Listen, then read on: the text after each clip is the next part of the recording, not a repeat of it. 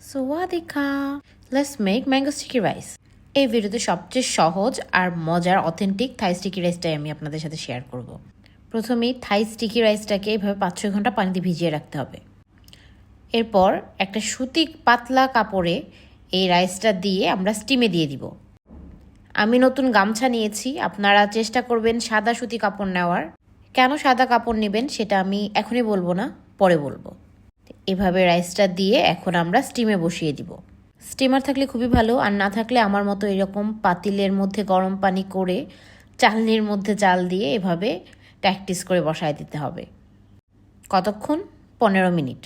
চাল হতে হতে এখন আমরা স্টিকি রাইসের সাথে মিক্স করার জন্য মিল্কটা প্রিপেয়ার করে নেব।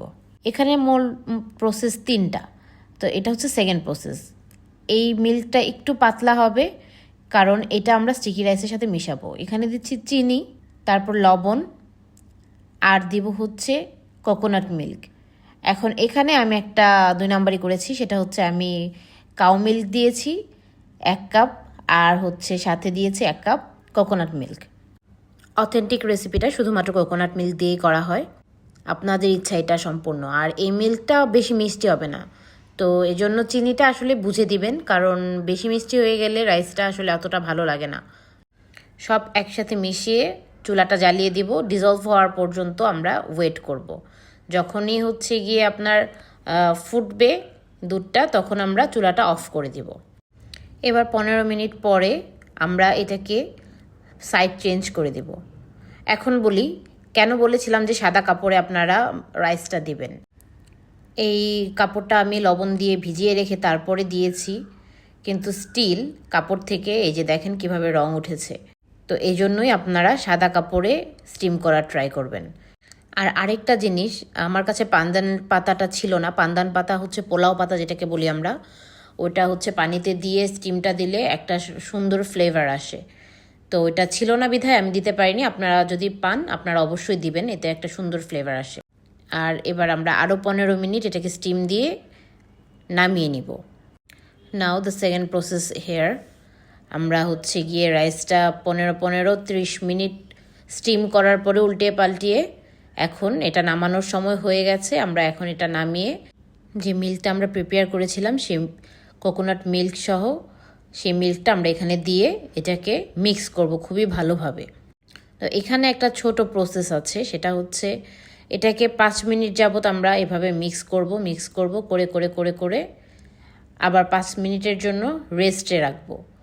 মিক্স করার পরে মানে 5 মিনিট মিক্স করে 5 মিনিট রেস্টে রাখবো, দেন আবার আমরা 5 মিনিট মিক্স করবো আর একটু কোকোনাট মিল্ক দিয়ে।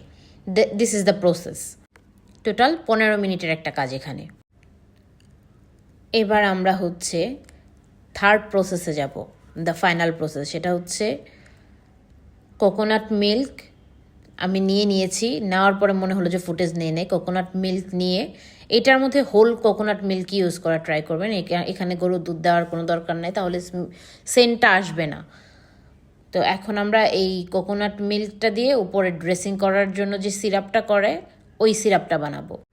ইনগ্রেডিয়েন্টস হচ্ছে চিনি, লবণ, কোকোনাট মিল্ক, এইটুকুই।